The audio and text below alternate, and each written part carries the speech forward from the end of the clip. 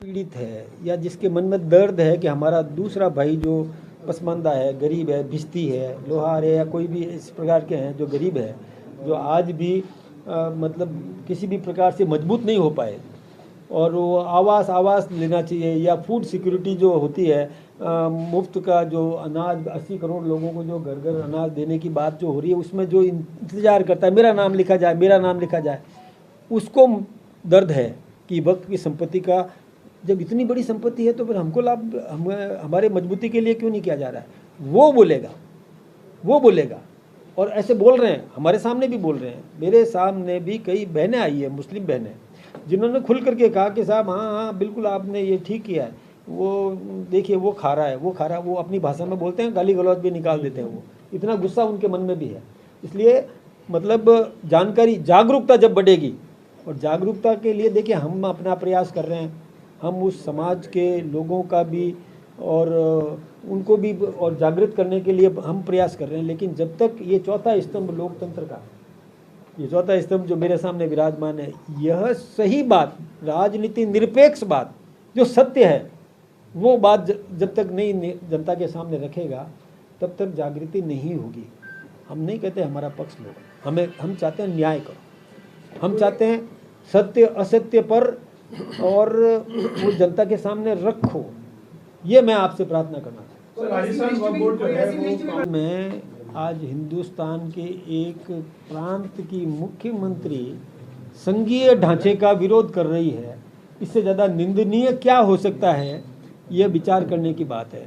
संघीय ढांचा है कि केंद्र का कानून अन्य प्रांतों को भी लागू करना होगा, और वो ये कह देवे जैसा कि समाचार पत्रों में और टीवी चैनल्स पे आया कि हम यहाँ लागू नहीं करेंगे। मैं सोचता हूँ संघीय ढांचा की चुनौती है, इसको हम कतई बर्दाश्त नहीं करेंगे।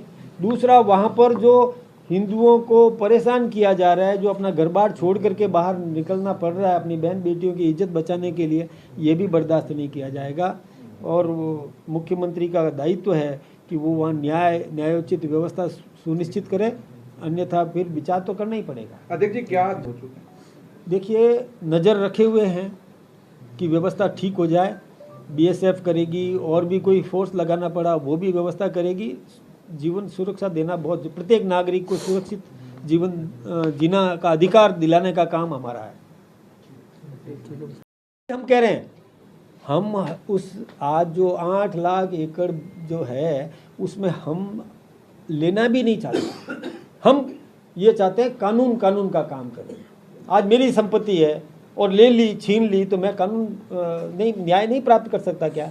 न्याय प्राप्त करने के लिए पहले तो वही ट्रिब्यूनल निर्णय करता था, तो कोर्ट में जाने का पावर नहीं था। हमने कोर्ट में जाने का पावर दिया, क्या गलत काम किया?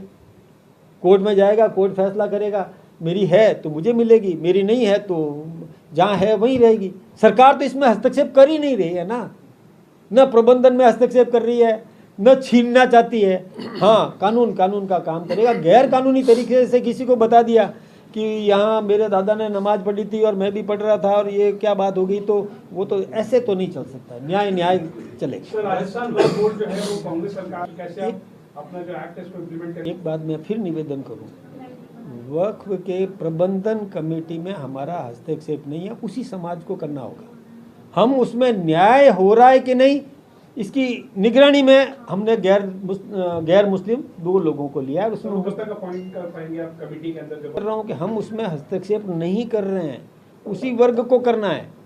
न्यायोचित नहीं हुआ है तो उसमें प्रबंधन में लोग हमने लगाए हैं, वो निर्णय करेंगे, वो हम नहीं करेंगे।